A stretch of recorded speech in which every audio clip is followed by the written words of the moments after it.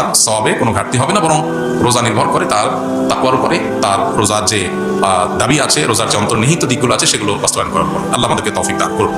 এরপরে প্রশ্ন হলো, রোজার সঠিক হক আদায় করব কিভাবে? শুধুই কি সারাদিন উপবাস থাকলেই হবে? আমরা এর আগে বিভিন্ন সময় বিভিন্ন পর্যায়ে বলার চেষ্টা করেছি। নবী করিম সাল্লাল্লাহু আলাইহি ওয়াসাল্লামের বেশ প্রসিদ্ধ হাদিস আছে এই প্রসঙ্গে। তিনি বলেছেন, রুব্বা সাইমিন লাইসা লাহু মিন সিয়ামিহি ইল্লাল জু'। বহু রোজাদার আছে যাদের রোজা থেকে উপোস থাকা ছাড়া কিছু হয় না। রোজা থেকে সিয়াম পালন করে তাদের প্রাপ্তি, তাদের ঝুলিতে, তাদের ভান্ডে থাকে শুধুমাত্র উপোস থাকা, এছাড়া কিছু তারা পায় না। কত দুর্ভাগ্যের কথা! কষ্ট করে রোজা রাখলাম কিন্তু উপোস থাকাই হলো, আল্লাহর কাছে কোনো কিছু গেল না। এটা সবচেয়ে হতভাগা মানুষদের কথা। এই জন্য রোজা যেন অর্থবহ হয়, সেটা যেন শুধু উপোস থাকা না হয়। সিয়াম যেন আল্লাহর কাছে আমাকে প্রিয় পাত্র করে দেয়, সিয়াম যেন আমাকে জান্নাতের উপযুক্ত করে দেয়, রাইয়ান দিয়ে জান্নাতে প্রবেশ করার উপযুক্ত করে। সেজন্য সিয়াম রেখে আমাদেরকে তাকওয়া চর্চা করতে হবে।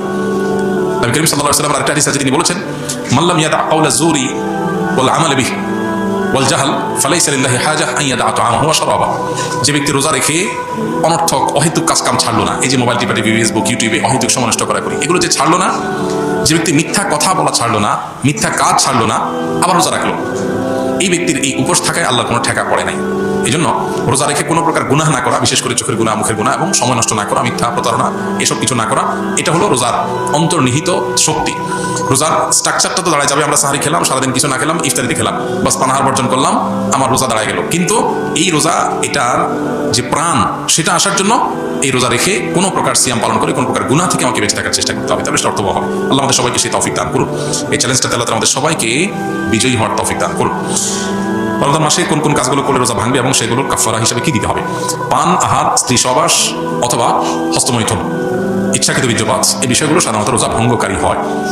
ইচ্ছাকৃত যদি রমজান মাসে মানুষ রোজা ভেঙে ফেলে, রেখেছে ভেঙে ফেলেছে, তাহলে সেক্ষেত্রে স্ত্রী সহবাস করে ফেলেছে, খেয়ে ফেলেছে, পানাহার করেছে কিংবা হস্তমৈথুন করে ফেলেছে, তাহলে ওই রোজার জন্য ফুকাহে আহনাফের ফতোয়া অনুযায়ী একটা রোজা কাজা যেহেতু ভেঙে ফেলেছে, আর 60টা রোজা টানা কাফারা রাখতে হবে, মোট 61টা।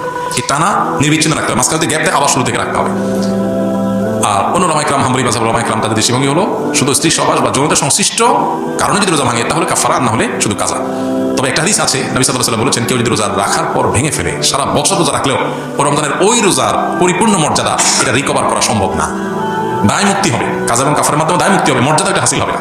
রোজা মানেই তো নিয়ন্ত্রণ। গোটা পৃথিবীতে যত অন্যায় হয়, এই অন্যায়গুলো মৌলিকভাবে যে কয়েকটা কারণে হয়, তার ভিতরে দুটি কারণ হলো মেইন। একটা হলো মানুষের ক্ষুণ্ণবৃত্তির জন্য, একটা যৌনবৃত্তির জন্য।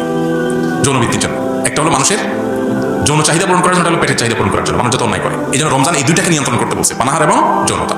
এগুলো যদি নিয়ন্ত্রণ করার ট্রেনিং নেয় মানুষ, তাহলে যেখানে সেখানে এগুলোর জন্য সে নিজের আদর্শ বিকিয়ে দিবে না। এই চেষ্টাটা আমাদের সর্বোচ্চ পর্যায়ে করা উচিত। এবং কাফারা দেওয়া 60টা রোজা সহজ বিষয় না, টানা রাখতে হয়, এটা অনেক কঠিন কাজ।